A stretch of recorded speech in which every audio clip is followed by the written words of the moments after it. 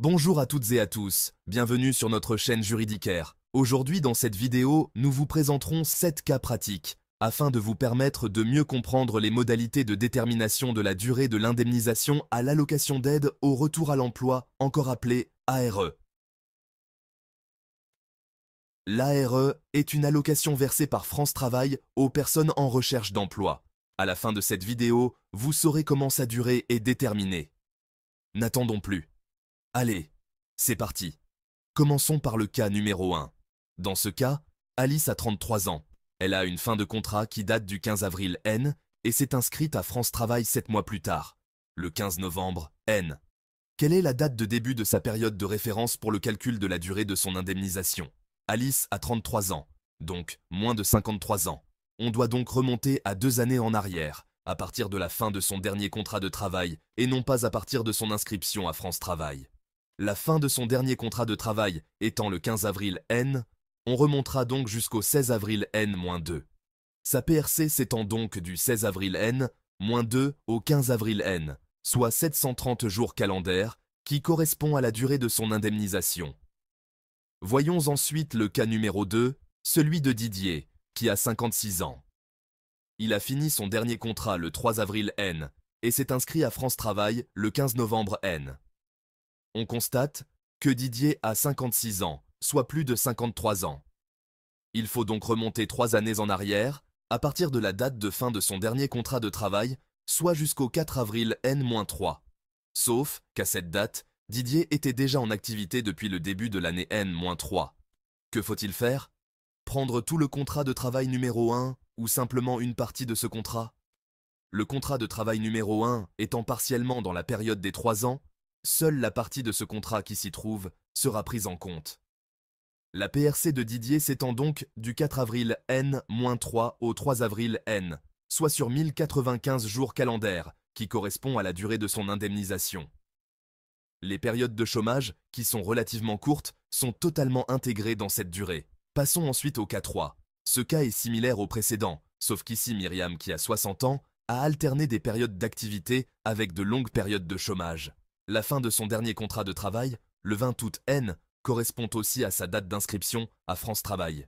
Initialement, sa période de référence s'étend donc du 21 novembre N-3 au 20 novembre N, soit sur 1095 jours, car elle a plus de 53 ans.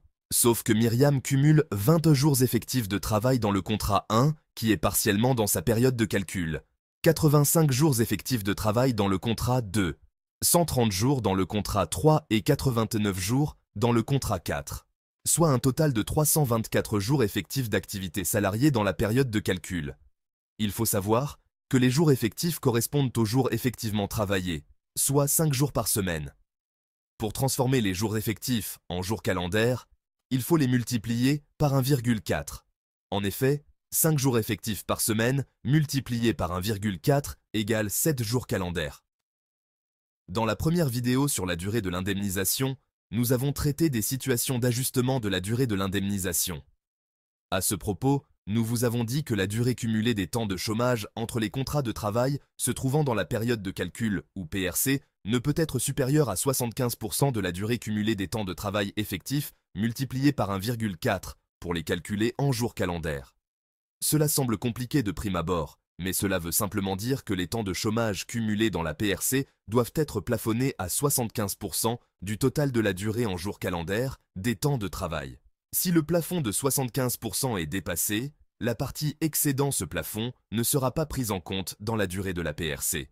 Dans le cas de Myriam, si on cumule les jours de chômage entre les différents contrats de sa période de référence ou PRC, on totalise 645 jours calendaires de chômage qui doivent être plafonnés à 75% des jours effectifs travaillés multipliés par 1,4. 322 jours de travail effectifs multipliés par 1,4 correspondent à 450 et un jour calendaire. 75% de 450 et un jour calendaire est égal à 339 jours, qui correspond au plafond à ne pas dépasser. La durée de l'indemnisation sera donc de 450 et un jour de travail plus 339 jours de chômage plafonné, soit 790 jours. Voyons maintenant un cas moins complexe, le cas numéro 4, celui de Jean, 54 ans qui a plusieurs contrats dans sa période de calcul initiale, qui s'étend sur 3 ans à compter de la fin de son dernier contrat de travail, car il a plus de 53 ans. Sa PRC s'étend donc du 4 avril N-3 au 3 avril N. Sauf qu'au début de sa PRC, nous avons un contrat qui a déjà été pris en compte dans le calcul de ses anciennes allocations. Comme je vous l'expliquais dans la première vidéo, nous ne pouvons donc plus retenir ce contrat. Il faudra donc prendre le premier contrat non pris en compte dans le calcul de ses anciens droits. Il s'agit ici du CDD débuté le 8 avril N-2. La PRC ajustée de Jean s'étendra donc du 8 avril N-2 au 3 avril N, soit sur une durée de 726 jours calendaires. La période de chômage du 6 septembre N-3 au 8 avril N-2 ne rentre pas dans la période de calcul car n'étant pas entre deux périodes d'activité de la PRC. Je vous invite vraiment à voir ou à revoir la première vidéo sur la durée de l'indemnisation avant de suivre cette vidéo. Autre cas assez simple, le cas numéro 5, qui concerne Marc, 44 ans, avec une fin de contrat de travail le 15 avril N. Il a moins de 53 ans et la durée de sa PRC s'étend donc, initialement, du 16 avril N-2 au 15 avril N.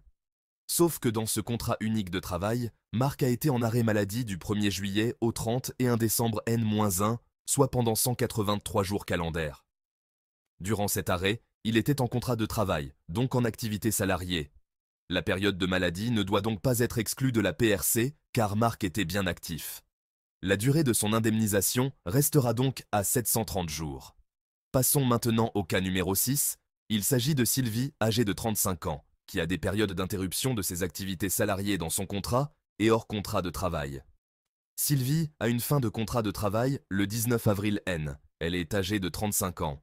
Par conséquent, sa période de référence initiale s'étend du 20 avril N-2 au 19 avril N, soit sur 730 jours.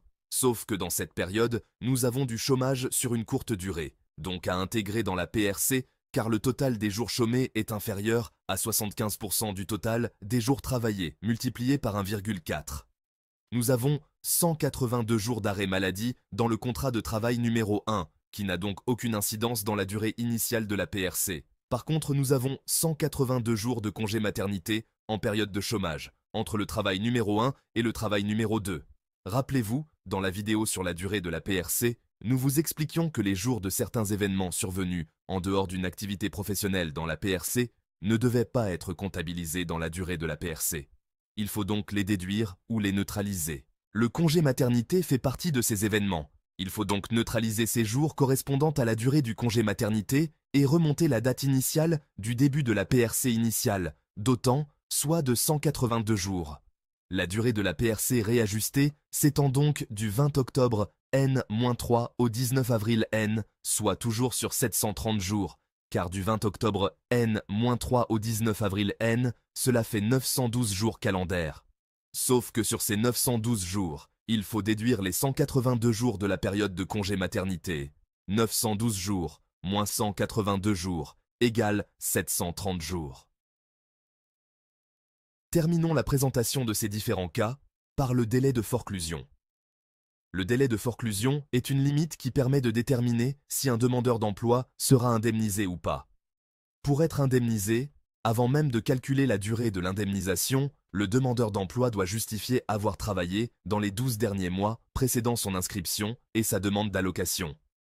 Prenons pour exemple le cas 7 d'un demandeur d'emploi lambda qui s'inscrit à France Travail le 15 novembre N.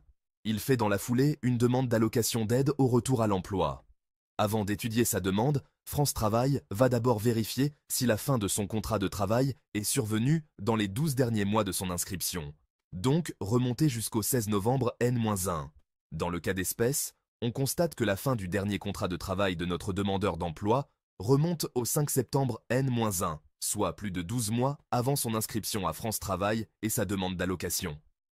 Il y a donc forclusion et le délai de forclusion s'applique. Le demandeur d'emploi ne peut pas bénéficier de l'allocation ARE. Il sera notifié d'une décision de rejet de sa demande. Nous voici arrivés au terme de cette vidéo. J'espère qu'elle vous a plu et qu'elle a été très instructive. Je vous remercie de l'avoir suivie. Je vous rappelle que si vous avez besoin d'un accompagnement ou de faire un recours afin de contester un refus, un trop-perçu ou le montant de votre allocation ARE, n'hésitez pas à nous contacter dans les commentaires ou sur le lien qui apparaît ci-dessous et nous vous accompagnerons dans vos démarches. Nous répondons également gratuitement à vos questions, à raison de 20 réponses gratuites par semaine. Pour cela, posez vos questions sur notre page Facebook, dont le lien est dans les commentaires. Chaque semaine, nous répondrons gratuitement aux 20 premières postées questions. N'hésitez pas également à liker notre vidéo et à vous abonner, si vous l'avez aimé. À bientôt.